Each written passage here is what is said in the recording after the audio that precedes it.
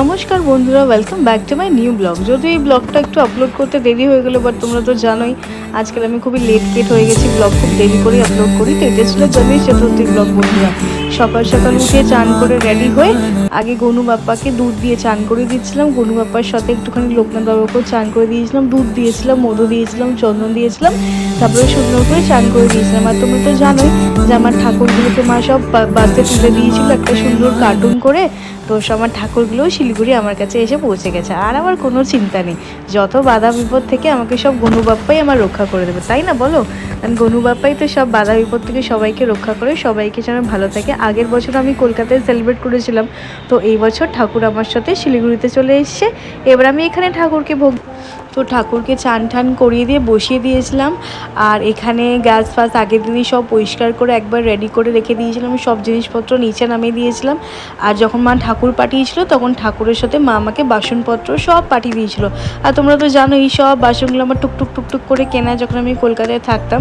তো একদিকে সুজির হালুয়া, একদিকে পায়েস করছিলাম। হালুয়াটা হয়ে গেছিলো, পায়েসও অলমোস্ট ডানই হয়ে গেছিলো। তবে হ্যাঁ, চালগুলো আরেকটুখানি সিদ্ধ হতো, তো নাড়িয়ে নিচ্ছিলাম। ওইদিকে 5 রকম ভাজা কেটে 5 রকম ভাজা করে দিচ্ছিলাম। আর এদিকে আমি ফুলকপি কেটে নিয়েছিলাম, ফুলকপি আলুর তরকারি করব। জানি যে বেশি করতে পারবো না, ওই যতটা পারি নিজে হাতে টুকটুক করে করতে। তো সবই হয়ে গেছিলো। আর এদিকে লুচি ভেজে নিচ্ছিলাম শেষের দিকে। আর রিয়াংশেরও খুব খিদে পেয়ে গেছিলো, কারণ সেদিনকে আমি আর কিছু বাড়িতে বানাইনি, তো ও একটু লুচি খেয়ে নিচ্ছিলো। আর খিচুড়িটা একমাত্র শাশুড়ি বললো যে শাশুড়ি বানিয়ে দেবে, তো তাই জন্য শাশুড়িকে বললাম ঠিক আছে তাহলে খিচুড়িটা বানিয়ে দিলে আমি অনেকটাই হালকা হয়ে যাব। এই যে খুব সুন্দর করে সব সাজিয়ে দিয়েছিলাম ফল কেটে। আর একজন পুজো করতে খুবই ব্যস্ত, তো ইচ্ছা ছিল এবার ঠাকুরমশাই ডেকে পুজো করার বন্ধুরা, কিন্তু আমি আগে থেকে বলিনি।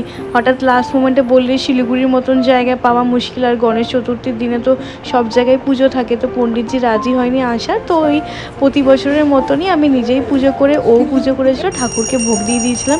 আর এই যে রিয়াজকে দেখুন ঠাকুর কি খাবে, ও আগেই টুকটুক করে নিয়ে নিচ্ছে। আর এই মন্দিরটা বন্ধুরা এবার আমি শিলিগুড়িতে এসে এখানে কিনেছি, কারণ এতগুলো ঠাকুর কোথায় রাখবো। ওখানে তো আমার বিশাল বড় ঠাকুরের সিংহাসন ছিল, তাই জন্য ওই সিংহাসনটা কেমন হয়েছে আমাকে বলো কিন্তু তোমরা। এই কালারটা আমারই আমার আর ওর পছন্দের, কারণ শুধু সাদা নিলে আবার হয়তো একটু নোংরা হয়ে যেতে পারে, মেনটেন করাও খুব ডিফিকাল্ট। তাই জন্য ওইখানে এই মন্দিরটা আমরা কিনেছি। এখানে ঠাকুরগুলোকে সুন্দর করে সাজিয়ে কিনেছিলাম মন্দিরটা জন্মাষ্টমীতে, বাট তখন আর ভালো করে পুজো দেওয়া হয়নি। তো এবার জন্য সব ঠাকুরদেরকে একবারে ভোগ দিয়ে সুন্দর করে পুজো করে নিলাম। ওরা শাশুড়ি মা আরও আরতি করছিল, আরতি করে সুন্দর করে ঠাকুরকে ভোগ দিয়ে পুজো নিজেরাই নিজেদের মতন করে নিয়েছিলাম। পরে ইচ্ছা আছে পরবর্তীকালে আবার একটা ঠাকুরমশাই ডেকে একটা ছোট করে পুজো দিয়ে দেওয়া। আর এই যে সুজির হালুয়া, পায়েস, 5 রকমের